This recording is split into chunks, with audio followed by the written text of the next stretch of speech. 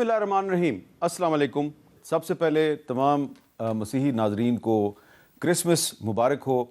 आज न सिर्फ क्रिसमस का दिन है बल्कि यौम कायद आज़म भी है।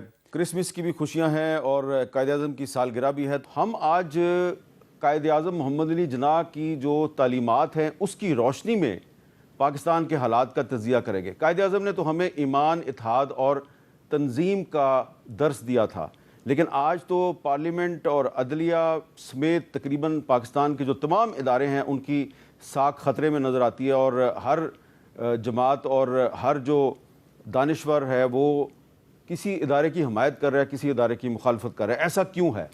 तो हम आज आपको ये बताएंगे कि ये पार्लियामेंट जो आपको मेरे पीछे नज़र आ रही है, ये पार्लियामेंट अगर कायद आज़म की तालीमात से, उनकी डायरेक्शन से अगर ना हटती तो इसको आज उन हालात का सामना ना होता जिसका कि आज इस पार्लियामेंट को सामना है। और हम आपको बताएंगे कि कायद आज़म मोहम्मद अली जिन्नाह जो हैं वो सिर्फ एक वकील और एक पार्लियामेंटेरियन नहीं थे बल्कि एक जज भी थे, और बतौर जज वो किस किस्म के फ़ैसले देते थे। वो जो हमारे आज के जज हैं लोअर कोर्ट से लेके सुपीरियर कोर्ट तक, उनके लिए भी एक मशले राह है। तो आज का जो प्रोग्राम है ये कायद आज़म के नाम है। आपने देखा होगा कि पाकिस्तान के जो करेंसी नोट हैं उस पर कायद आज़म की तस्वीर होती है। तमाम सरकारी दफातर में जो बड़े बड़े अफसर बैठे होते हैं उनके पीछे उनका पोर्ट्रेट लगा होता है। कायद आज़म की तस्वीर आपको हर स्कूल में, कॉलेज में, यूनिवर्सिटी में भी नज़र आती है। लेकिन जो असली कायद आज़म है उसका किरदार, उसकी शख्सियत और उसकी तालीमात जो हैं वो हमारी जो कोर्स की किताबें हैं जो स्कूलों और कॉलेजों में पढ़ाई जाती हैं वहाँ पे नज़र नहीं आता। ये तो कहा जाता है जी वो बड़े ईमानदार थे, बड़े हार्ड वर्किंग थे, लेकिन जो उनके किरदार के बारे में बहुत से अहम वाक़यात हैं वो आप तक नहीं पहुँचाए जाते। तो आज का जो हमारा खुसूसी प्रोग्राम है इसमें हम आपको उस कायद आज़म से रोशनास करवाने की कोशिश करेंगे जिस कायद आज़म को अक्सर पाकिस्तानी नहीं जानते। सबसे पहले मैं आपको ये बताना चाहूँगा कि आप ये तो जानते हैं ना कि कायद आज़म एक वकील थे। बिल्कुल वो एक वकील थे और लंदन का जो एक मारूफ तालीमी इदारा है लिंकर्स इन, उसमें कायद आज़म ने इसलिए दाखिला लिया कि उसका जो मेन गेट था उस पर दुनिया के बड़े बड़े कानूनदानों के नाम तहरीर थे और उसमें एक नाम था हज़रत मोहम्मद सल्लल्लाहु अलैहि वसल्लम का, जिसकी वजह से कायद आज़म ने उस तालीमी इदारे में दाखिला लिया। इससे आप अंदाज़ा लगा सकते हैं कि कायद आज़म कि नबी पाक हज़रत मोहम्मद सल्लल्लाहु अलैहि वसल्लम के साथ कितनी मोहब्बत थी। लेकिन इसके साथ ही साथ जब कायद आज़म इंग्लैंड में तालीम हासिल कर रहे थे तो वहाँ पे लंदन में वो एक थिएटर में ज़रूर जाते थे जहाँ पे शेक्सपियर के ड्रामे दिखाए जाते थे। और आज मैं चाहूँगा कि एक ऐसी किताब जो है उसका मैं बार बार आपको हवाला दूँ जो कि कायद आज़म की बहन मोहतरमा फ़ातिमा जिन्नाह ने लिखी, और ये किताब जो है ये इस पर बदकिस्मती से पाकिस्तान बनने के बाद इस किताब पर पाबंदी रही, काफ़ी साल तक किताब शाया ना हो सकी। और फिर जब ये किताब शाया हो गई तो अंग्रेज़ी में शाया हुई, लेकिन जो इसका उर्दू का तर्जमा था उसमें से बहुत सी चीज़ें गायब कर दी गई। लेकिन ये जो किताब है इस किताब में ये भी बताया गया कि कायद आज़म को शेक्सपियर के ड्रामे बहुत पसंद थे और एक ज़माना था कि वो शेक्सपियर के किसी ड्रामे में काम भी करना चाहते थे। कायद आज़म ने अपनी जो ज़िंदगी के इब्तदाई साल थे जब उन्होंने अपनी प्रैक्टिकल लाइफ में स्ट्रगल शुरू की तो मुआशी तंगदस्ती की वजह से, कमज़ोर माली हालात की वजह से उनको एक वक्त आया कि उन्होंने वकालत छोड़ के तो मजिस्ट्रेट की नौकरी की और वो जज बन गए। और ये वो जब बॉम्बे में थे तो उस ज़माने की बात है। इस सिलसिले में जो उनके बहुत से बतौर जज फ़ैसले हैं वो एक किताब है उसमें महफूज हैं और उस किताब का नाम है कायद आज़म एज़ मजिस्ट्रेट। और इस किताब में आप देखेंगे कि कायद आज़म ने बतौर मजिस्ट्रेट, बतौर जज उन्होंने ऐसे फ़ैसले किए जिसमें कि वो जो झूठा मुकदमा होता था वो उस पर बड़ी नापसंदीदगी का इजहार करते थे और झूठा मुकदमा दर्ज करवाने वाले को कोशिश करते थे सज़ा दे दी जाए। लेकिन जो सबसे इम्पॉर्टेंट चीज़ है जो आज के पाकिस्तान के हवाले से बड़ी अहम है वो ये है कि इस किताब में एक कायद आज़म का फ़ैसला दर्ज है। जब एक बम्बई में उनकी अदालत में एक मुकदमा पेश किया गया तो जो पुलिस थी उसने एक मुकदमे में अपने जो कुछ मुल्ज़मान थे, 3 मुल्ज़मान, उनको कहा जी हम अप्रूवर बना रहे हैं। وعدہ معاف گواہ۔ تو قائد اعظم نے یہ کہا کہ جب ایک ملزم کے خلاف مقدمہ درج ہو جائے تو پھر آپ اس کو وعدہ معاف گواہ نہیں بنا سکتے، اور قائد اعظم نے وعدہ معاف گواہ بنانے کی اجازت نہیں دی۔ تو اس سے آپ اندازہ لگائیں کہ جو قائد اعظم نے بطور جج جو بہت سے فیصلے کیے، ان میں وہ وعدہ معاف گواہ جو ہے اس کی یاد و اجازت نہیں دیتے تھے یا اس کی گواہی کو وہ تسلیم ہی نہیں کرتے تھے۔ قائد اعظم محمد علی جناح بطور وکیل اور پھر بطور ایک پارلیمنٹیرین آزادی صحافت کے بہت قائل تھے۔ انہوں نے اپنی جو مختلف تقاریر ہیں اس میں انہوں نے آزادی صحافت کی کھل کر حمایت کی۔ آپ کو تاریخ کے جو طالب علم ہیں ان کو پتہ ہوگا کہ جب 1918 میں رولٹ ایکٹ ہندوستان میں نافذ کیا گیا تو قائد اعظم نے اس کی صرف اس لیے مذمت کی کہ بغیر ٹرائل کے یا بغیر مقدمے کے گرفتاری کا اختیار دیا گیا تھا پولیس کو۔ تو قائد اعظم نے کہا کہ آپ کسی بھی شہری کو آپ کسی مقدمے کے بغیر، ٹرائل کے بغیر اس کو گرفتار نہیں کر سکتے، اور اس رولٹ ایکٹ کے تحت بہت سے صحافیوں کے خلاف کارروائی ہوئی۔ تو قائد اعظم نے صحافیوں کے خلاف ہونے والی ان کارروائیوں کی بھی مذمت کی۔ آپ کو یہ بھی یاد رکھنا چاہیے کہ قائد اعظم محمد علی جناح نے اسی رولٹ ایکٹ کے خلاف پارلیمنٹ سے استعفیٰ دے دیا تھا۔ قائد اعظم محمد علی جناح کا جو پارلیمنٹ سے استعفیٰ تھا اس سیاہ قانون کے خلاف، وہ آج بھی ہماری پارلیمنٹ کو یہ درس دے رہا ہے، یہ سبق دے رہا ہے کہ ایسے قوانین پاس نہ کرو جن کے ذریعے آپ کسی ادارے کو اتنے اختیارات دے دیں کہ وہ کسی بھی شخص کو بغیر مقدمے کے گرفتار کر لے، بغیر ٹرائل کے اس کو غائب کر دے اور لوگ اس کو ڈھونڈتے ہی رہ جائیں۔ قائد اعظم نے اپنی زندگی میں ایک نہیں بلکہ کئی صحافی جو ہیں ان کے خلاف جو جھوٹے مقدمات قائم ہوئے تو قائد اعظم نے ان صحافیوں کا مقدمہ عدالتوں میں لڑا۔ اس سلسلے میں دو تین بڑی مثالیں جو ہیں وہ میں آپ کو بتاتا ہوں کہ بال گنگا دھر تلک یہ ایک ایکٹیوسٹ تھے اور ایک رسالہ نکالتے تھے، میگزین نکالتے تھے گجراتی زبان میں۔ تو ان پر جب بغاوت کا مقدمہ قائم ہوا تو قائد اعظم نے ان کا کیس پہلی دفعہ لڑا تو وہ ان کو ریلیف نہیں دلوا سکے۔ پھر دوبارہ 1916 میں ان پہ مقدمہ ہوا تو قائد اعظم نے ان کو ریلیف دلوائی۔ اس کے علاوہ ایک اخبار تھا بمبئی کرونیکل، اس کے ایک ایڈیٹر تھے مسٹر ہارنی مین، ان پر بھی مقدمہ درج ہوا۔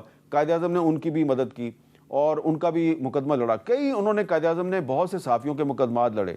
اور پھر قائد اعظم ہمیشہ جب بھی پریس فریڈم پہ بات کرتے تھے وہ کہتے تھے کہ ہم مادر پدر آزادی کا میں قائل نہیں ہوں، لیکن صحافت پر پابندیاں نہیں لگنی چاہیے، اور اگر کوئی صحافی تعمیری تنقید کرتا ہے تو اس کی ہمیں حوصلہ افزائی کرنی چاہیے۔ قائد اعظم جو ہیں وہ برصغیر پاک و ہند کے ان مسلمان رہنماؤں میں شامل تھے جنہوں نے خواتین کے سیاست میں کردار کی حوصلہ افزائی کی، خواتین کو انکریج کیا کہ آپ پریکٹیکل لائف میں آئیں۔ اور اس سلسلے میں سب سے بڑی مثال ان کی اپنی بہن محترمہ فاطمہ جناح ہے، جو کہ نہ صرف قائد اعظم کے ساتھ ان کی سیاست میں ایکٹیو رہیں بلکہ انہوں نے جو بہت سے جو سماجی کام ہیں ان میں بھی اہم کردار ادا کیا، اور قائد اعظم نے ان کو خود تعلیم دلوائی۔ اور محترمہ فاطمہ جناح جو ہیں وہ ایک پریکٹسنگ ڈینٹسٹ تھیں، لیکن پھر جب وہ قائد اعظم کی مصروفیات بڑھ گئیں تو انہوں نے اپنا جو ڈینٹل کلینک ہے وہ بند کر دیا، اور وہ بھی قائد اعظم کے ساتھ ان کی سیاسی سرگرمیوں میں ان کی مدد کرنی انہوں نے شروع کر دی۔ اور قائد اعظم نے جو آل انڈیا مسلم لیگ تھی اس کا جو ویمن ونگ تھا اس کو بھی آرگنائز کیا، اور خواتین کو انکریج کرتے تھے کہ اس سلسلے میں وہ سیاست میں آئے۔ جب قائد اعظم محمد علی جناح نے پاکستان بننے کے بعد جو پہلی کیبنٹ بنائی، پہلی کابینہ بنائی، تو اس میں جو انہوں نے وفاقی وزیر قانون کا عہدہ ہے وہ ایک ہندو تھے، جوگندر ناتھ منڈل۔ ان کو نہ صرف قانون کی وزارت دی بلکہ امور کشمیر کی وزارت بھی ان کے حوالے کی، اور جوگندر ناتھ منڈل صاحب جو ہیں وہ قائد اعظم کے بہت قابل اعتماد ساتھیوں میں شامل تھے، اور ان کو وزیر قانون بنانے کا مطلب یہ تھا کہ قائد اعظم جو ہیں وہ اقلیتوں کو یعنی کہ نان مسلم پاکستانیوں کو چاہتے ہیں کہ برابری کا مقام دیا جائے۔ اس کے علاوہ جو قائد اعظم ہیں وہ نوجوانوں کو بہت انکریج کرتے تھے۔ آج کے پاکستان میں بھی نوجوانوں کی تعداد بہت زیادہ ہے، کوئی بھی قوم جو ہے وہ نوجوانوں کے بغیر آگے نہیں بڑھ سکتی، عورتوں کے بغیر آگے نہیں بڑھ سکتی۔ تو قائد اعظم نہ صرف عورتوں بلکہ نوجوانوں کو بھی انکریج کرتے تھے، اور اس سلسلے میں جو بہت سے جو اس زمانے میں مسلم اسٹوڈنٹس فیڈریشن بھی بنائی گئی تھی، لیکن قائد اعظم جو ایم ایس ایف کے باہر جو نوجوان ہوتے تھے ان کے ساتھ بھی انٹریکشن کرتے تھے، بات چیت کرتے تھے. ہمارے ایک سابق وزیر خزانہ اور وزیر خارجہ سرتاج عزیز صاحب تحریک پاکستان میں بڑے سرگرم رہے اور قائد اعظم کے ساتھ ان کو کئی ملاقاتیں کرنے کا اتفاق ہوا. تو جب وہ وزیر خارجہ ہوا کرتے تھے تو ہم نے ایک دفعہ ان سے قائد اعظم کے متعلق ان کی یادوں پر گفتگو کی تھی. سرتاج عزیز صاحب آپ اس دنیا میں نہیں ہیں، لیکن سنیں کہ قائد اعظم کے متعلق انہوں نے ہمیں کیا بتایا. جو ہمارے مارچ 46 میں تقریر کی تھی کہ آپ کو مجاہد پاکستان کی سندیں ملی ہیں، امید ہے کہ آگے چل کر آپ معمار پاکستان بنیں گے. تو یہ لفظ میرے کانوں میں گونجتا رہا کہ قائد اعظم ہمیں کہہ رہا ہے کہ آپ معمار بنیں. تو میں جو ڈیولپمنٹ پروفیشنل ہوا، یہ اسی ہدایت کی یہ تعبیر. وہ جو قائد اعظم سے آپ کو مجاہد پاکستان کا سرٹیفکیٹ ملا وہ ابھی تک ہے آپ کے پاس؟ ہاں جی، اس کی کاپیاں ہیں، کیونکہ اوریجنل پارٹیشن کے وقت میں جو کاغذ ہوئے وہ ہوا. مجھے اسپیشل کلاس کا سرٹیفکیٹ ملا تھا. اچھا. اسپیشل جنہوں نے اتنے گھنٹے کام کیا ان کو اسپیشل، پھر اے، پھر بی، پھر سی. وہ ہمارے جو اسلامک کالج کے 1250 طالب علم تھے ان سب کو ہم نے الوکیٹ کیے تھے. قائد اعظم نے چند ایک کو اس وقت تقسیم کیے تھے جب وہ ہمارے ہاں اسناد کی تقسیم کے لیے آئے. تصویر بھی اس کی موجود ہے. اچھا، آپ کی قائد اعظم کے ساتھ تصویر بھی ہے؟ میرے 6 تصویریں ہیں قائد اعظم کی. اچھا، 6 تصویریں آپ کی. اچھا، یہ بتائیں کہ قائد اعظم کے ساتھ آپ کی جو ملاقاتیں ہوئیں تو ان ملاقاتوں میں ان کی شخصیت کا جو سیر ہے کچھ اس کے بارے میں ہمیں بتائیے. وہ ایک ایسا سحر ہے کہ وہ ساری عمر نہیں بھولے گا. ایک تو یہ کہ وہ طالب علموں کے ساتھ اتنی شفقت سے پیش آتے تھے کہ وہ کہتے تھے کہ تم میرے بے غرض سپاہی ہو. باقی جو لینڈ لارڈز ہیں یا بزنس مین ہیں وہ کسی غرض سے آ رہے ہیں، لیکن یہ طالب علم جو ہے یہ میرے بے غرض سپاہی ہیں، اثاثہ ہیں. اور وہ جس طریقے سے ہمیں موٹیویٹ کرتے تھے، میں نے ایک دفعہ مجھے یاد ہے کہ گھاس پہ ہمارے ساتھ بیٹھے ہوئے تھے، زمین پر گھاس پہ بیٹھ کر اپنے ممدوٹ ولا کے لان میں، اور کہہ رہے تھے کہ آپ لوگوں کو کیا محسوس ہوتا ہے. تو وہ تقریر جو انہوں نے کی تھی 46 میں، تو انہوں نے کہا تھا کہ مسلمان کامرس اور انڈسٹری میں بہت پیچھے ہیں اور آپ اس کی طرف توجہ دیں.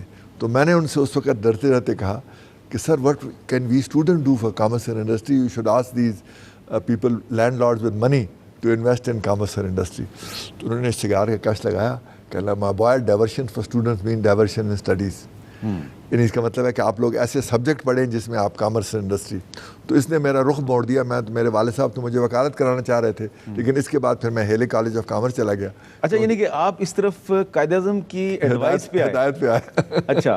تو پھر وہ ہیلی کالج آف کامرس، پھر اس کے بعد اکنامکس اور فائنانس. تو یعنی یہ ان کی ہدایت تھی کہ آپ اس طرف جائیں. اور ایک اور بات جس پہ کہ سرتاج عزیز صاحب نے بہت زور دیا، وہ کہتے تھے کہ جو قائد اعظم محمد علی جناح ہیں وہ رول آف لا پر بہت یقین کرتے تھے. وہ کہتے تھے قانون کی بالادستی جو ہے یہ بڑی ضروری ہے اور اسی کے ذریعے سارے مسائل حل ہو سکتے ہیں.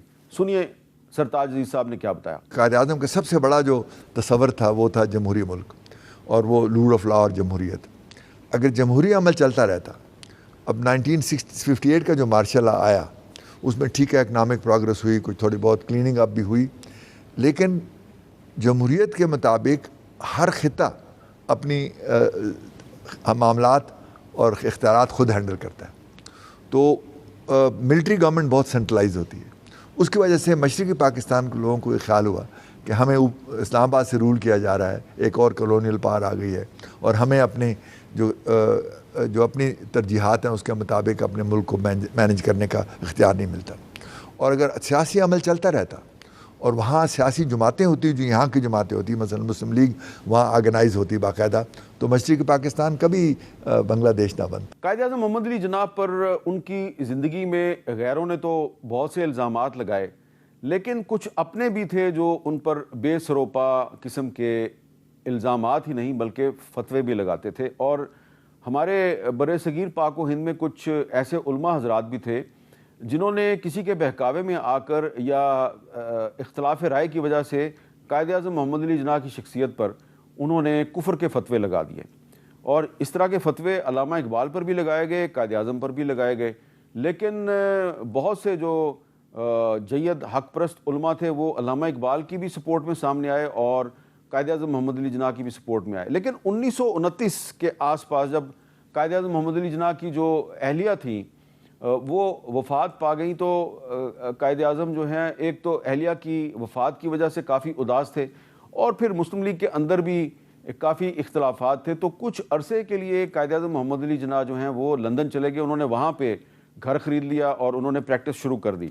لیکن پھر جو آل انڈیا مسلم لیگ ہے اس نے اپنے ایک اجلاس میں قرارداد پاس کی اور قائد اعظم کو اپیل کی کہ آپ واپس آئیں اور آ کے مسلم لیگ کی قیادت سنبھالیں، اور اس دوران میں علامہ اقبال بھی 2-3 دفعہ انگلینڈ گئے، لندن میں ان کی بھی ملاقات ہوئی قائد اعظم محمد علی جناح کے ساتھ، تو پھر قائد اعظم محمد علی جناح جو ہیں وہ واپس آ گئے، اور اس کے بعد جو انہوں نے ایک جدوجہد کے نئے دور کا آغاز کیا، اس کے نتیجے میں پاکستان کا قیام جو ہے وہ بہت آسان ہو گیا۔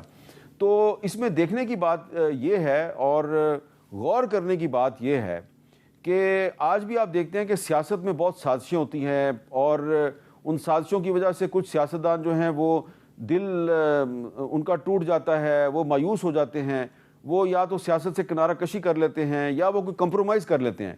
لیکن قائد اعظم نے وقتی طور پر کچھ عرصے کے لیے خاموشی اختیار کی، لیکن وہ رابطے میں تھے مسلم لیگ کے ساتھ، اور جب مسلم لیگ نے ان کو واپس بلایا تو وہ واپس آ گئے، اور پھر انہوں نے دوبارہ جدوجہد کی۔ یہاں پر ایک بات بڑی اہم ہے کہ جو لوگ قائد اعظم پر کفر کے فتوے لگاتے تھے وہ ان کو بلیک میل کرنے کی کوشش بھی کرتے تھے، اور ایک دفعہ قائد اعظم پر 1943 میں 1943 میں قائد اعظم پر بمبئی میں ایک قاتلانہ حملہ ہوا۔ حملہ کرنے والا جو ہے وہ ایک مسلمان تھا، اور اس کا تعلق جو ہے وہ خاکسار تحریک کے ساتھ تھا۔ اس نے خنجر کے ساتھ قائد اعظم پر حملہ کیا، قائد اعظم نے اس کا ہاتھ پکڑ لیا، قائد اعظم زخمی بھی ہوئے۔ لیکن یہ جو واقعہ ہے، اس واقعے کے بعد جو خان آف قلات تھے، خان آف قلات کی کتاب جو ہے وہ میرے پاس ہے، میں چاہتا ہوں کہ اس کتاب سے میں آپ کو حوالہ دوں۔ میر احمد یار خان بلوچ جو خان آف قلات تھے، وہ قائد اعظم کے دوست بھی تھے اور قائد اعظم ان کے لیگل ایڈوائزر بھی تھے۔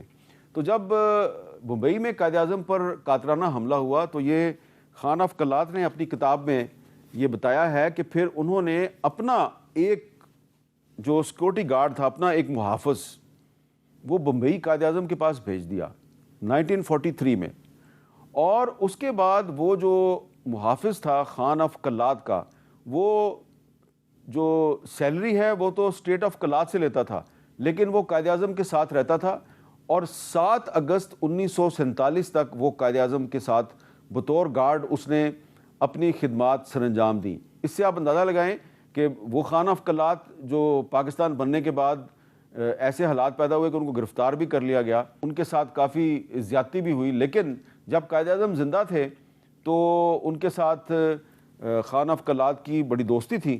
اور آگے چل کے میں آپ کو بتاؤں گا کہ بلوچستان کے معاملے میں جو قائد اعظم اور خان آف قلات کے درمیان کیا کچھ طے ہوا تھا۔ قائد اعظم جو تھے ان میں ٹالرنس بہت تھی، اور وہ جو غیر مسلم ہیں ان کے ساتھ ان کی بڑی دوستی بھی ہوتی تھی۔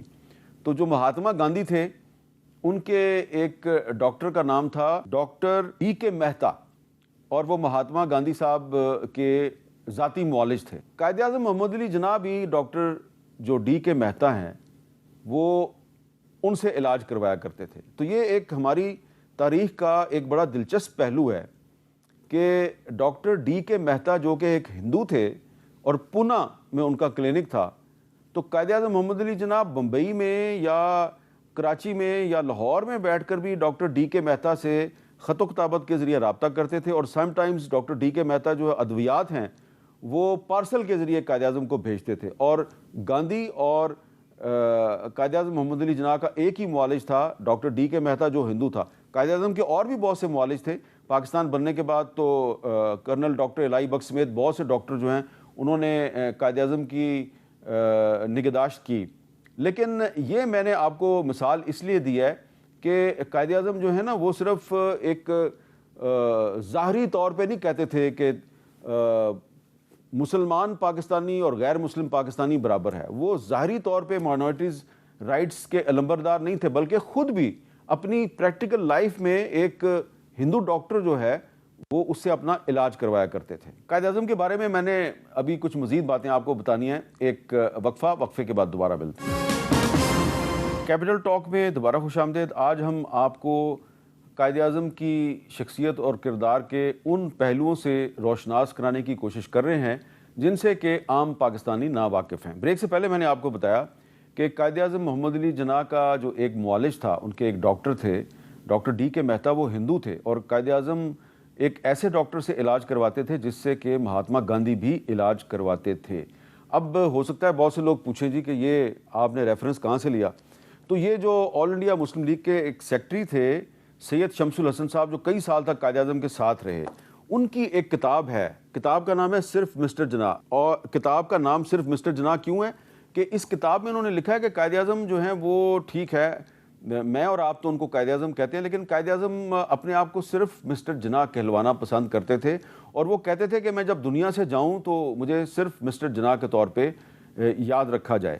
اچھا، اس کتاب میں ایک اور بھی بڑی اہم چیز ہے، اور وہ یہ ہے کہ شمس الحسن صاحب جو ہیں انہوں نے قائد اعظم کے بہت سے خطوط اور ان کے نام جو بہت سے خطوط آئے ان کو اس کتاب میں شامل کیا۔ اس میں 12 اپریل 1942 کو مسلم یونیورسٹی علی گڑھ کے وائس چانسلر تھے ڈاکٹر ضیاء الدین احمد، ان کا ایک خط ہے، اور ڈاکٹر ضیاء الدین احمد صاحب جو ہیں وہ قائد اعظم کو یہ پیشکش کر رہے ہیں، ان کو انفارم کر رہے ہیں کہ ہم نے آپ کو ڈاکٹریٹ کی اعزازی ڈگری دینے کا فیصلہ کیا، تو آپ ہمیں کوئی ٹائم دیں، ہم آپ کو اپنی یونیورسٹی میں بلائیں گے تو ہم آپ کو ڈاکٹریٹ کی اعزازی ڈگری دیں گے۔ اب دیکھیں یہ بات کب ہو رہی ہے؟ 1942 میں۔ قائد اعظم نے پہلے تو ان کا خط اگنور کیا، جب انہوں نے ریمائنڈر بھیجا تو قائد اعظم نے پھر ان کو ایک جوابی خط لکھا، اور اس میں قائد اعظم نے ڈاکٹر ضیاء الدین احمد صاحب کا شکریہ ادا کیا کہ آپ نے مجھے ڈاکٹریٹ کی اعزازی ڈگری دینے کا فیصلہ کیا ہے، لیکن میں اس قسم کے جو اعزازات ہیں وہ وصول کرنے پہ یقین نہیں رکھتا۔ اب یہ دیکھیں، آج کل آپ نے دیکھا ہوگا کہ بہت سی یونیورسٹیاں جو ہیں وہ کچھ بڑی بڑی مشہور شخصیات جو عام طور پہ حکومت کے بڑے بڑے عہدوں پر فائز ہوتی ہیں، یا جنہوں نے کوئی اپنی زندگی میں اہم کام کیا ہوتا ہے، تو وہ ان کو عزت دینے کے لیے ان کو ڈاکٹریٹ کی اعزازی ڈگری دیتے ہیں۔ لیکن قائد اعظم کو جب ڈاکٹر ضیاء الدین احمد صاحب نے ڈاکٹریٹ کی اعزازی ڈگری دینے کی پیشکش کی تو قائد اعظم نے شکریہ ادا کیا اور معذرت کر لی۔ تو یہ ایک قائد اعظم کی جو شخصیت ہے اور ان کے کردار کا ایک پہلو ہے کہ وہ کہتے تھے کہ بھائی جب میں ڈاکٹر آف لا نہیں ہوں تو میں کیوں ڈاکٹریٹ کی اعزازی ڈگری لوں۔ اس کے علاوہ میں آپ کو یہ بھی بتانا چاہتا ہوں کہ یہ اس قسم کا کردار ہے کہ جب ان کو خریدا تو جا نہیں سکتا تھا، اور اس حوالے سے میں آپ کو علامہ اقبال کے کچھ الفاظ میں آپ کو بتانا چاہتا ہوں کہ علامہ اقبال اور قائد اعظم کے آپس میں بہت گہرے تعلقات تھے۔ ایک چھوٹا سا زمانہ تھا 1927 سے لے کے 1929 تک، 2.5 سال کا زمانہ تھا جب جداگانہ طرز انتخاب یا مخلوط طرز انتخاب اس پہ ان کا اختلاف رائے ہوا، لیکن بعد میں ان دونوں کی آپس میں اختلافات ختم ہو گئے، اور قائد اعظم اور علامہ اقبال جو ہیں وہ انہوں نے مل کر جدوجہد کی، بلکہ یہاں تک بہت سے لوگوں کو نہیں پتا کہ 1937 میں قائد اعظم جو ہیں وہ لاہور آئے اور انہوں نے آ کے علامہ اقبال سے درخواست کی کہ آپ پنجاب مسلم لیگ کے صوبائی صدر بن جائیں، کیونکہ مسلم لیگ کو کسی ایسی شخصیت کی ضرورت ہے جو کہ مسلم لیگ کو پنجاب میں آرگنائز کرے۔ تو قائد اعظم کی فرمائش پر شاعر مشرق علامہ اقبال پنجاب مسلم لیگ کے صدر بنے، اور 1937 کا جو الیکشن لڑا پنجاب مسلم لیگ نے، اس کی جو ساری کمپین تھی وہ علامہ اقبال نے تیار کی تھی۔ مقصد صرف یہ تھا کہ مسلم لیگ کو آرگنائز کیا جائے۔ اب قائد اعظم اور علامہ اقبال کا جو آپس میں قریبی تعلق تھا، تو اس کی وجہ سے ایک وقت آیا کہ جب قائد اعظم کے بارے میں کچھ لوگوں نے ڈاؤٹس کریٹ کرنے شروع کیے کہ قائد اعظم جو ہیں شاید وہ جو تحریک پاکستان ہے اس کو انجام سے دوچار نہ کر سکیں۔ تو اس زمانے میں یہ ایک کتاب ہے جو کہ اقبال اور قائد اعظم، اس کتاب کا نام ہے، اور اس کتاب میں علامہ اقبال کے قائد اعظم کے نام وہ خطوط شامل ہیں جو کہ خود علامہ اقبال کی وفات کے بعد قائد اعظم نے شائع کروائے۔ تو اس کتاب میں جو احمد سعید صاحب ایک محقق تھے، استاد تھے، انہوں نے یہ کتاب لکھی ہے۔ انہوں نے اس میں کچھ مزید جو تحقیق ہے اس کو شامل کیا ہے، اور یہ بتایا ہے کہ قائد اعظم کی جو سب سے بڑی خوبی تھی اس کو علامہ اقبال نے کیسے بیان کیا۔ علامہ اقبال سے کسی نے پوچھا کہ وہ کون سی خوبی ہے جو آپ کو قائد اعظم میں نظر آتی ہے، تو علامہ اقبال نے انگریزی میں کہا ہی از انکرپٹیبل اینڈ انپرچیزیبل، کہ وہ بالکل کرپشن سے دور ہیں، کوئی ان کو کرپٹ نہیں کر سکتا اور ان کو کوئی خرید نہیں سکتا۔ اب یہ بات علامہ اقبال نے جو کہی یہ 1936 میں کہی تھی۔ اس کے کچھ سال کے بعد جب قیام پاکستان بہت قریب آ گیا تو مہاتما گاندھی نے قائد اعظم کو پاکستان کے مطالبے سے دستبردار کرانے کے لیے ان کو ایک پیشکش کی کہ ایسے کریں کہ آپ پاکستان کا مطالبہ چھوڑ دیں تو ہم جو آپ کو متحدہ ہندوستان ہوگا، ہم اس متحدہ ہندوستان میں آپ کو وزیر اعظم کا عہدہ پیش کر دیں گے۔ اب یہ جو بات ہے یہ بہت سی کتابوں میں آپ کو نظر آئے گی، لیکن تحریک پاکستان کے ممتاز محقق اور بہت سی کتابوں کے مصنف ڈاکٹر صفدر محمود صاحب نے بھی یہ بات ایک پروگرام میں ہمیں بتائی تھی۔ سنیے انہوں نے کن الفاظ میں بتائی تھی۔ پرائم منسٹر بننے کی آفر قائد اعظم کو گاندھی نے کی تھی جی، اور گاندھی نے بلا کر پٹیل اور نہرو کو یہ کہا تھا کہ یہ اپنی طرف سے آفر کر دیجئے، یہ آفر کانگریس کی طرف سے نہیں تھی جی، اور جب گاندھی نے یہ بات پرپوز کی تو فریڈم ایٹ مڈ نائٹ والا کہتا ہے کہ نہرو اور پٹیل دونوں کے چہرے لٹک گئے، منہ لٹک گئے، کیونکہ وہ تو خود وزیر اعظم کی پوزیشن پر نظریں لگائے بیٹھے تھے۔ لیکن اس سے پہلے قائد اعظم یہ بات کر چکے تھے کہ nothing less than Pakistan will be acceptable to us. جب وہ فیصلہ کر چکے تھے کہ ہم پاکستان سے کم کوئی چیز نہیں لیں گے، اور نمبر 2 انہوں نے بڑی اس پہ ایک بڑا خوبصورت فکرہ بھی اس پہ کہا، آبزرویشن بھی دی۔ انہوں نے کہا کہ جی دیکھیے، کل تک کانگریس جو ہم سے بات کرنے کو، ہمیں برابر کا تسلیم کرنے کو تیار نہیں تھی، آج ہمیں کہتی ہے وزارت عظمیٰ لے لو۔ جی، تو مطلب یہ میرا کہنے کا کہ اس لیے انہوں نے اس کو ریجیکٹ نہیں کیا تھا کیونکہ یہ خیال تھا کہ یہ ارینجمنٹ چل نہیں سکے گا یا کانگریس کی کوئی نیت ٹھیک نہیں وغیرہ وغیرہ۔ انہوں نے اس لیے کیا تھا کہ وہ پاکستان سے کم کسی اور چیز کو ایکسیپٹ کرنے کے لیے تیار نہیں تھے۔ تو یہ ڈاکٹر صفدر محمود صاحب نے آپ کو بتایا کہ قائد اعظم نے وزارت عظمیٰ کا عہدہ ٹھکرا دیا۔ پاکستان کی وزارت عظمیٰ نہیں، متحدہ ہندوستان کی وزارت عظمیٰ۔ آپ دیکھیں کہ آج پاکستان میں آپ کو بہت سے ایسے سیاستدان جو ہیں وہ ملتے ہیں جو کہ ایک وزارت کے لیے اپنی وفاداری تبدیل کر لیتے ہیں، لیکن جس قائد اعظم محمد علی جناح کو ہم بابا قوم کہتے ہیں، اس نے گاندھی صاحب کی پیشکش پر متحدہ ہندوستان کی وزارت عظمیٰ ٹھکرا دی، اور ڈاکٹر صفدر محمود صاحب نے یہ بات اپنی ایک نہیں کئی کتابوں میں تحریر کی۔ یہاں پہ ایک اور وقفہ لوں گا، وقفے کے بعد دوبارہ ملتے ہیں۔ کیپٹل ٹاک میں دوبارہ خوش آمدید۔ آج ہم قائد اعظم کی شخصیت اور کردار کے وہ پہلو آپ کو بتا رہے ہیں کہ جو ہمارے کالجوں اور یونیورسٹیوں کی جو کتابیں ہیں اس میں آپ کو نہیں بتائے جاتے۔ تو آپ نے یہ سنا ہوگا کہ جی قائد اعظم جو ہیں وہ جب گورنر جنرل بن گئے پاکستان کے تو جناب وہ تنخواہ نہیں لیتے تھے۔ یہ بات بالکل غلط ہے۔ قائد اعظم جو ہیں انہوں نے اپنی زندگی میں بطور وکیل اور بطور ایک انویسٹر کے انہوں نے بہت پیسے کمائے۔ 1944 میں 1944 میں انہوں نے وکالت چھوڑ دی تھی اور تمام توجہ انہوں نے مرکوز کی پاکستان کے قیام کی جد و جہد پر۔ لیکن جب پاکستان بن گیا تو وہ کیونکہ رول آف لاء پہ ان کا یقین تھا تو گورنر جنرل کے طور پہ انہوں نے اتنی تنخواہ نہیں لیتے تھے جتنی کہ لارڈ ماؤنٹ بیٹن جو ہے وہ لیتا تھا، لیکن وہ تنخواہ نہ صرف لیتے تھے بلکہ اس تنخواہ پہ ٹیکس اور سپر ٹیکس بھی ادا کرتے تھے۔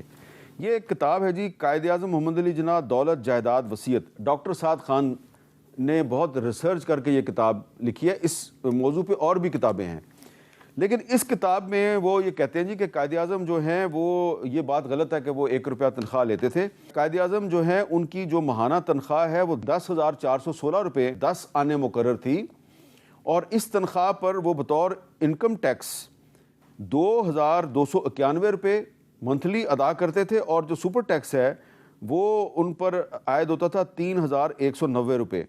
اور اب یہ جو ان کی ٹوٹل تنخواہ تھی 10,416 روپے، اس میں سے 6,112 روپے ٹیکس کٹ جاتا تھا بطور گورنر جنرل۔ تو یہ ان کی ضرورت نہیں تھی تنخواہ ان کی ضرورت نہیں تھی. لیکن قائد اعظم جو ہیں ان کے ساتھ ایک دفعہ اس پہ کچھ ان کے جو ساتھی تھے انہوں نے بحث مباحثہ کیا کہ آپ نہ لیں تنخواہ, یہ تو آپ کے شان شان نہیں ہے, آپ تو اس سے بہت زیادہ ٹیکس ادا کرتے ہیں. تو قائد اعظم نے کہا کہ دیکھو بعد میں جو ہے نا وہ سرکاری فنڈز کا آڈٹ بھی تو ہونا ہے نا, تو بطور گورنر جنرل میں کوئی ایسی مثال نہیں قائم کرنا چاہتا کہ جی وہ گورنر جنرل جو ہے وہ 1 روپیہ لیتا تھا تو اس کا کیا آڈٹ ہوگا. تو انہوں نے جان بوجھ کے ایک مثال قائم کی کہ وہ تنخواہ بھی لیتے تھے اور اس پہ انکم ٹیکس بھی ادا کرتے تھے, سپر ٹیکس بھی ادا کرتے تھے, صرف اس لیے کہ جو آنے والے پاکستان کے حکمران ہیں وہ ٹیکس ادا کریں اور پاکستان کے عام شہری بھی ٹیکس ادا کیا کریں. تو یہ قائد اعظم کی زندگی کا, ان کے کردار کا وہ پہلو ہے جو کہ ہم سے بالکل مخفی ہے, ہمیں اس کا بہت زیادہ پتہ نہیں ہے کہ قائد اعظم جو ہیں وہ اپنی زندگی میں جتنا عرصہ بھی گورنر جنرل رہے آدھی سے زیادہ تنخواہ جو ہے اس پہ وہ ٹیکس ادا کر دیتے تھے. جیسا کہ میں نے آپ کو پہلے بھی بتایا کہ جو خان آف کلات تھے میر احمد یار خان بلوچ اور قائد اعظم محمد علی جناح کے درمیان بڑی دوستی تھی, اور جو کلات اسٹیٹ اسمبلی تھی اس نے ڈبیٹ کے بعد یہ فیصلہ کیا تھا کہ جو ریاست کلات ہے وہ ایک انڈیپینڈنٹ اسٹیٹ کے طور پہ قائم رہے گی اور وہ پاکستان میں شامل نہیں ہوگی. لیکن پھر قائد اعظم نے خان آف کلات کے ساتھ مذاکرات کیے اور ان کے ساتھیوں کے ساتھ مذاکرات کیے. پھر قائد اعظم جو ہیں وہ خود بھی آئے, کبھی سبی آئے, کبھی کوئٹہ آئے, اور ان کی خان آف کلات سے ملاقات ہوتی تھی. اور جب بھی قائد اعظم جو ہیں وہ خان آف کلات کے مہمان بنتے تھے تو وہ قائد اعظم کو 21 توپوں کی سلامی دیتے تھے, ڈسپائٹ دا فیکٹ, باوجود اس کے کہ کلات اسٹیٹ اسمبلی جو ہے اس نے ایک انڈیپینڈنٹ ریاست کے طور پہ اپنی حیثیت کو برقرار رکھنے کا فیصلہ کیا تھا. لیکن پھر قائد اعظم نے ان کے ساتھ بات چیت شروع کی. جو میں نے پہلے بھی آپ کو خان آف کلات کی جو کتاب ہے انسائیڈ بلوچستان, اس کا میں نے آپ کو حوالہ دیا, تو اس میں انہوں نے ایک پورا چیپٹر شامل کیا ہے کلاتس مرجر ود پاکستان کیسے ہوا. اور اس میں انہوں نے بتایا کہ قائد اعظم جو ہیں وہ جب اکتوبر 1947 میں ہمارے پاس آئے تو انہوں نے آ کے مجھے کہا کہ as an elder brother and friend I would sincerely advise you to merge your state with Pakistan. Both the states will be benefited by this measure. اور پھر آگے انہوں نے بہت سے وعدے کیے قائد اعظم کے ساتھ. پھر باقاعدہ جو ہے ایک ایگریمنٹ سائن ہوا جس پہ خان آف کلات کے اور قائد اعظم کے دستخط تھے. تو یہ جو ایک معاہدہ ہوا تھا خان آف کلات کے ساتھ, اس میں یہ بھی چیز شامل تھی کہ جو بلوچ ہیں ان کو ایک علیحدہ صوبہ دیا جائے گا, ایک اس کی علیحدہ شناخت ہوگی, جو کہ بعد میں بلوچستان کے طور پہ ایک صوبہ جو ہے وہ بنا بھی دیا گیا. لیکن پھر جب 1 یونٹ بنایا گیا تو وہ وعدہ ٹوٹ گیا. بتانا صرف آپ کو یہ ہے کہ جب 14 اگست 1947 کو پاکستان قائم ہوا تو بلوچستان نام کا صوبہ جو ہے وہ پاکستان کا حصہ نہیں تھا. یہ بعد میں کچھ ریاستیں تھیں, لسبیلا, مکران, خاران اور کلات, یہ پاکستان میں شامل ہوئے, اور اس میں نواب اکبر بگٹی کا اور کچھ جو دیگر بلوچ سردار تھے ان کا بھی کافی کردار تھا. اور بگٹی صاحب بھی قائد اعظم کے ساتھی تھے, اور بگٹی صاحب جو ہیں وہ انہوں نے قائد اعظم کو ان کی مالی امداد بھی کی, مسلم لیگ کے فنڈ میں بھی انہوں نے حصہ ڈالا. ایک اور بات بڑی اہم ہے کہ قائد اعظم کے بارے میں نے آپ کو پہلے بھی بتایا کہ وہ رول آف لا پہ یقین رکھتے تھے. اس کے ساتھ ہی ساتھ وہ ایک پاکستان کے لیے مضبوط فوج کے بھی حامی تھے. اور ایک بڑی ہی اچھی کتاب ہے جو کہ جبار مرزا صاحب نے لکھی ہے, قائد اعظم اور افواج پاکستان. جبار مرزا صاحب یہ بتاتے ہیں کہ قائد اعظم چونکہ فوج کی اہمیت کو جانتے تھے اس لیے انہوں نے پاکستان میں کاکول ملٹری اکیڈمی قائم کرائی, جس میں 26 جنوری 1948 کو پہلے کورس کا آغاز ہوا. تو نہ صرف قائد اعظم نے جو پی ایم اے کاکول ہے اس کا آغاز قائد اعظم نے کرایا, بلکہ آگے چل کے اس کتاب میں یہ بھی بتایا گیا ہے رسال پور میں ایئر فورس کی اکیڈمی ہے, وہ بھی اس کا بھی جو افتتاح ہے وہ قائد اعظم محمد علی جناح نے کیا. لیکن ساتھ ہی ساتھ اس کتاب میں یہ بھی کہا گیا ہے کہ جب قیام پاکستان بہت قریب آ گیا تو ایک فوجی افسر تھے, ان کا نام تھا کیپٹن ابراہیم ترین. تو انہوں نے قائد اعظم کو مسلم لیگ کے فنڈ میں ہر مہینے 100 روپے کا چندہ بھیجنا شروع کیا. تو قائد اعظم نے اپنے پرائیویٹ سیکرٹری کے ایچ خورشید کو کہا کہ آپ ان صاحب کو خط لکھیں, ان کا شکریہ ادا کریں, لیکن ساتھ ہی ساتھ آپ ان کو یہ کہیں آپ کے جذبے کی صداقت اپنی جگہ, لیکن میں سمجھتا ہوں کہ سرکاری ملازمین کو سیاست سے دور رہنا چاہیے. محترمہ فاطمہ جناب کی کتاب ہے مائی بردر, یہ بڑی اہم ہے. یہ جو کتاب ہے اس میں بھی یہ لکھا گیا ہے، میں اس کا ترجمہ آپ کو بتا رہا ہوں۔ قائد اعظم نے 14 اپریل 1948 کو گورنر ہاؤس پشاور میں سول افسران سے خطاب میں کہا، حکومتیں آتی جاتی ہیں، وزرائے اعظم اور وزراء آتے جاتے ہیں، لیکن آپ نے اپنے مقام پر قائم رہنا ہے۔ آپ کو کبھی کسی سیاسی جماعت یا سیاسی رہنما کی حمایت نہیں کرنی چاہیے، کیونکہ یہ آپ کا کام نہیں ہے۔ اسی طرح قیوم نظامی صاحب کی کتاب ہے قائد اعظم بحیثیت گورنر جنرل۔ اس کتاب میں بھی قیوم نظامی صاحب نے بڑی ریسرچ کی ہے۔ تو اس کتاب میں قائد اعظم صاحب کے حوالے سے ان کی ایک تقریر کا حوالہ دیا ہے۔ قائد اعظم فرماتے ہیں، ایک دو نہایت اعلیٰ فوجی افسروں کے ساتھ گفتگو کے دوران مجھے یہ معلوم ہوا کہ فوج پاکستان نے جو حلف اٹھایا ہے انہیں اس کے مضمرات کا علم نہیں ہے۔ بلا شبہ حلف تو ایک ظاہری شکل اور صورت کی بات ہوتی ہے، لیکن جو چیز زیادہ اہم ہے وہ ہے صحیح جذبہ اور اس کی روح۔ لیکن اس معاملے میں شکل و صورت بھی بہت اہمیت رکھتی ہے۔ میں اس موقع پر آپ کے حافظے کو تازہ کرنے کے لیے مقررہ حلف کے الفاظ پڑھتا ہوں۔ اور پھر قائد اعظم نے ان کو پورا حلف پڑھ کے سنایا۔ ہر فوجی افسر اور جوان جو حلف لیتا ہے اس کو قائد اعظم کے اس اصول کو یاد رکھنا چاہیے، ان کے اس فرمان کو یاد رکھنا چاہیے کہ آپ سرکاری ملازم ہیں، سیاست میں حصہ لینا آپ کا کام نہیں ہے۔ اور اس سلسلے میں سپریم کورٹ آف پاکستان کے کچھ فیصلے بھی ہیں، لیکن ان پر عمل درآمد نہیں ہوتا۔ میں آپ کو قائد اعظم کے متعلق اور بھی بہت کچھ بتا سکتا ہوں، میرے پاس بہت سی کتابیں ہیں، بہت سے حوالے ہیں، لیکن آخر میں صرف میں ایک ہمارے بزرگ سیاستدان تھے انور عزیز چودھری صاحب، جو بطور طالب علم قائد اعظم کے سیکیورٹی گارڈ بھی رہے، ان کا ایک میں کلپ آپ کو سنوانا چاہتا ہوں۔ خوش بختی تھی کہ میں قائد اعظم جب جہاں لاہور تشریف لائے تو رات کو میں پہرے پہ بھی جو لوگ مقرر تھے ان میں سے ایک تھا، اور پھر اسلامیہ کالج میں جب وہ تشریف لائے تو ان کی حفاظت کے لیے بھی جو جتھا تھا اس میں بھی تھا۔ قائد اعظم نے اپنے کچھ الفاظ چھوڑے ہیں جو بتاتے ہیں کہ وہ کس قسم کا پاکستان چاہتے تھے۔ پاکستان چلانے والے کوئی ابھی تک صحیح طرح کے آئے نہیں قائد اعظم کے خیالات کے مطابق۔ قائد اعظم کی شخصیت اور ان کے کردار کے کچھ ایسے پہلو میں آپ کے سامنے لے کے آیا جن سے کہ عام پاکستانی اور خاص طور پہ ہمارے نوجوان واقف نہیں ہیں۔ تو قائد اعظم محمد علی جناح جو ہیں، ان کی زندگی جو ہے وہ ہمارے لیے واقعی مشعل راہ ہے۔ یہ صرف میں کتابی بات نہیں کر رہا، اگر آپ قائد اعظم کی زندگی کا مطالعہ کریں، ان کے متعلق کتابوں کو پڑھیں تو آپ کو بہت کچھ پتہ چلے گا۔ اور یہ جو مایوسیوں کے اندھیرے ہیں اس میں قائد اعظم آج بھی ایک روشنی کی کرن ہے۔ اور یہ جو آپ کو میرے پیچھے پارلیمنٹ نظر آ رہی ہے، اس پارلیمنٹ سے گزارش ہے کہ جس قسم کا کردار قائد اعظم کا پارلیمنٹ میں ہوتا تھا ویسا ہی کردار اگر آپ ادا کریں تو ہو سکتا ہے کہ یہ پارلیمنٹ جو ہے یہ پاکستان کو مایوسیوں کے اندھیروں سے نکال لے۔ لیکن صرف شرط یہ ہے کہ آپ کو قائد اعظم کے راستے پہ چلنا ہے، اور وہ راستہ اتنا آسان نہیں، کافی مشکل راستہ ہے۔ امید ہے کہ آپ قائد اعظم کے راستے پہ چلیں گے۔ اجازت دیجیے، اللہ حافظ۔